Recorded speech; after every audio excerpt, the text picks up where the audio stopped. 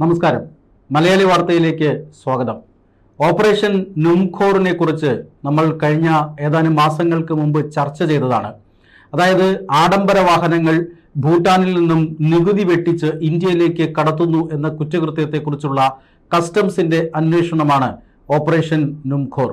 ഈ ഓപ്പറേഷൻ നുംഖോറിൽ നിരവധി വാഹനങ്ങൾ കേരളത്തിൽ നിന്ന് പിടിച്ചെടുത്തിരുന്നു. സിനിമാ നടൻ ദുൽഖർ സൽമാന്റെ അടക്കം വാഹനങ്ങൾ പിടിച്ചത് വലിയ രീതിയിൽ ചർച്ചയുണ്ടാക്കി. ദുൽഖർ സൽമാൻ ഇതിനെതിരെ കോടതിയിൽ പോയതും ആ കോടതിയുടെ ഉത്തരവുമെല്ലാം നമ്മൾ ചർച്ച ചെയ്തതാണ്. അതായത് ഭൂട്ടാനിൽ നിന്നും വിദേശ വാഹനങ്ങൾ, വിദേശ നിർമ്മിതവും ഇന്ത്യൻ നിർമ്മിതവുമായ കാറുകൾ, സൂപ്പർ ബൈക്കുകൾ, ഇങ്ങനെയുള്ള വാഹനങ്ങൾ നികുതി വെട്ടിച്ച് ഇന്ത്യയിലേക്ക് കടത്തിക്കൊണ്ടുവരുന്നു. വടക്ക് കിഴക്കൻ സംസ്ഥാനങ്ങളിൽ അത് ആദ്യം രജിസ്റ്റർ ചെയ്യുന്നു. എന്നിട്ട് സെക്കൻഡ് ഹാൻഡ് വാഹനങ്ങൾ എന്ന നിലയിൽ ഇന്ത്യയിലെ മറ്റ് സംസ്ഥാനങ്ങളിലേക്ക് പോകുന്നു. കേരളം അടക്കമുള്ള മറ്റ് സംസ്ഥാനങ്ങളിലേക്ക് പോകുന്നു. കോടികളുടെ നികുതി നഷ്ടം ഇത് കാരണം വിവിധ സംസ്ഥാനങ്ങൾക്കുണ്ടാകുന്നു എന്നാണ് അന്ന് കസ്റ്റംസ് കണ്ടെത്തിയത്. രാജ്യത്തിനും വലിയ രീതിയിലുള്ള സാമ്പത്തിക നഷ്ടം ഉണ്ടാക്കുന്ന വലിയ രീതിയിലുള്ള കള്ളക്കടത്താണ് എന്ന് ഇത് അന്ന് തന്നെ കണ്ടെത്തിയിരുന്നതാണ്. അതിനെ തുടർന്നായിരുന്നു അന്വേഷണം. ആ അന്വേഷണം സിനിമാ നടീനടന്മാർ അടക്കമുള്ള സെലിബ്രിറ്റികളിലേക്ക് എത്തിയിരുന്നു. അവരുടെ വാഹനങ്ങൾ പിടിച്ചെടുക്കുന്നതിലേക്കൊക്കെ എത്തിയിരുന്നു. ഇപ്പോൾ ഈ ഓപ്പറേഷൻ നുംഖോറിന്റെ രണ്ടാം ഘട്ടം കസ്റ്റംസ് ആരംഭിച്ചിരിക്കുന്നു എന്ന വാർത്തയാണ് പുറത്തു വരുന്നത്. അതായത് ഏതാണ്ട് 200-300 വാഹനങ്ങൾ ഈ രീതിയിൽ കടത്തിക്കൊണ്ടുവന്നിട്ടുണ്ടാകും എന്നാണ് അന്ന് ചർച്ച ചെയ്യപ്പെട്ടിരുന്നത്. പക്ഷേ ഈ വാഹനങ്ങൾ അത്രയൊന്നുമല്ല. ഏതാണ്ട് 15,000-ഓളം വാഹനങ്ങൾ ഈ രീതിയിൽ ഇന്ത്യക്കുള്ളിലേക്ക് കടത്തിയിട്ടുണ്ട് എന്ന പുതിയ വിവരം കസ്റ്റംസിന് ലഭിച്ചിരുന്നു. ആ വിവരം മറ്റൊന്നുമല്ല, അസം അസംബ്ലിയിൽ ഒരു റിപ്പോർട്ട്, CAG റിപ്പോർട്ട് ഫയൽ ചെയ്തിരുന്നു.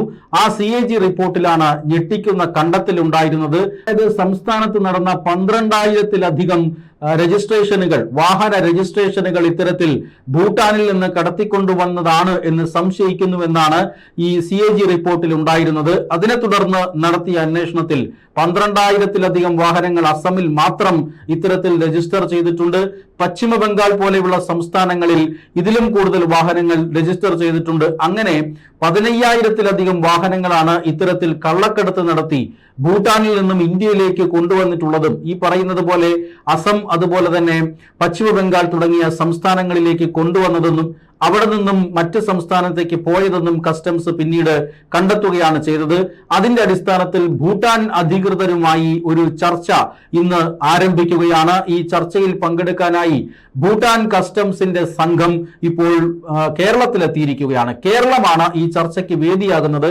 കാരണം കേരളത്തിൽ നിന്നുള്ള യൂണിറ്റാണ് ഇത് സംബന്ധിച്ച അന്വേഷണം നടത്തി പശ്ചിമ ബംഗാളിലും അസമിലും ഒക്കെ പോയതും പശ്ചിമ ബംഗാളിൽ നിന്നും ഇത്തരത്തിലുള്ള വാഹന കള്ളക്കടത്ത് നടത്തുന്ന ഒരു വലിയ സംഘത്തെ അറസ്റ്റ് ചെയ്തതുമെല്ലാം. അതുകൊണ്ട് തന്നെ ഇതുമായി ബന്ധപ്പെട്ട കൂടുതൽ വിശദാംശങ്ങൾ, എവിടെയാണ് ഈ പഴുതുള്ളത്, എങ്ങനെയാണ് ഈ വാഹനങ്ങൾ കൊണ്ടുവരുന്നത്, ഇത് തടയാനായി ഭൂട്ടാൻ കസ്റ്റംസ് ചെയ്യേണ്ടത് എന്തെല്ലാമാണ് എന്നൊക്കെ കുറിച്ചുള്ള കൂടുതൽ കൃത്യമായ ധാരണയുള്ളത് കേരളത്തിലാണ്. അതുകൊണ്ട് തന്നെ കേരളത്തിൽ വെച്ചിട്ടാണ് ഈ ചർച്ച നടക്കുന്നത്. ഇൻഡോ ഭൂട്ടാൻ കസ്റ്റംസ് അധികൃതരുടെ വളരെ നിർണായകമായ കൂടിക്കാഴ്ചയാണ് കേരളത്തിലെ പ്രസിദ്ധ വിനോദസഞ്ചാര കേന്ദ്രമായ മൂന്നാറിൽ നടക്കാൻ പോകുന്നത്. ഇന്ന് നടക്കുന്ന ചർച്ചകൾ ഈ കള്ളക്കടത്ത്, ഇത്തരത്തിൽ വാഹന കള്ളക്കടത്ത്, ആഡംബര വാഹനങ്ങളുടെ കള്ളക്കടത്ത് ഭാവിയിൽ എങ്ങനെ തടയാം എന്നുള്ളതിനെ കുറിച്ചുള്ള ഒരു രൂപരേഖയായിരിക്കും തയ്യാറാക്കുക. മാത്രമല്ല ഇന്ത്യയിലും അതുപോലെ തന്നെ ഭൂട്ടാനിലും ഇത്തരത്തിൽ കള്ളക്കടത്ത് പ്രോത്സാഹിപ്പിക്കുന്ന സംഘങ്ങളുണ്ട്. ആ സംഘങ്ങളെ എങ്ങനെയാണ് പിടികൂടേണ്ടത്, ആ സംഘങ്ങളെ എങ്ങനെയാണ് ഇല്ലാതാക്കേണ്ടത് എന്ന് സംബന്ധിച്ച കൃത്യമായ ചർച്ചകൾ ഈ കൂടിക്കാഴ്ചയിൽ നടക്കും എന്നാണ് സൂചന. എന്തായാലും ഓപ്പറേഷൻ നുംഖോറിന്റെ രണ്ടാം ഘട്ടം ഈ ചർച്ചകളുടെ അല്ലെങ്കിൽ ഈ ചർച്ചകളിലൂടെ ഉരുത്തിരിഞ്ഞു വരുന്ന ഇന്ത്യയും ഭൂട്ടാനും തമ്മിൽ, ഇന്ത്യയുടെയും ഭൂട്ടാന്റെയും കസ്റ്റംസ് അധികൃതർ തമ്മിൽ നടത്തുന്ന ചർച്ചകളിലൂടെ ഉരുത്തിരിഞ്ഞു വരുന്ന ആശയങ്ങളിൽ നിന്നായിരിക്കും എന്ന കാര്യത്തിൽ തർക്കമൊന്നുമില്ല. 15,000-ലധികം വാഹനങ്ങൾ എന്ന ഞെട്ടിക്കുന്ന വിവരങ്ങൾ ഇപ്പോഴാണ് പുറത്തു വരുന്നത്. നേരത്തെ CAG റിപ്പോർട്ട് അസം അസംബ്ലിയിൽ സമർപ്പിച്ചിരുന്നു. ഈ റിപ്പോർട്ടിന്റെ കൂടി അടിസ്ഥാനത്തിലാണ് കസ്റ്റംസ് ഈ കാലം അത്രയും ഇതിനെക്കുറിച്ചുള്ള അന്വേഷണം നടത്തിയത്.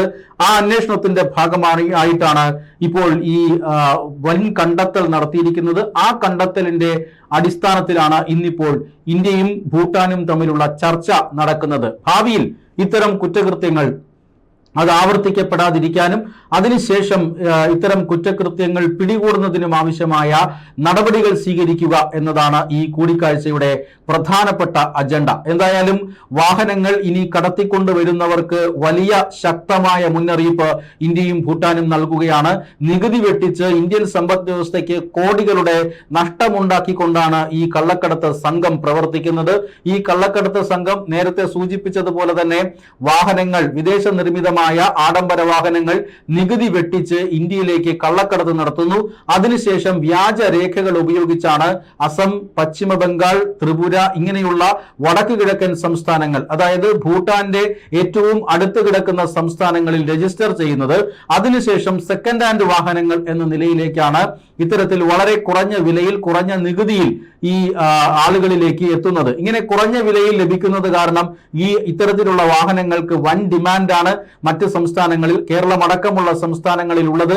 ഈ സിനിമാ താരങ്ങൾ ഉൾപ്പെടെയുള്ള സെലിബ്രിറ്റികൾ, രാഷ്ട്രീയക്കാർ, അതോടൊപ്പം തന്നെ മറ്റ് ബിസിനസ് പ്രമുഖന്മാർ ഇവരെല്ലാം തന്നെ ഇത്തരം വാഹനങ്ങൾക്ക് പിന്നാലെ പോകുന്നുണ്ട്.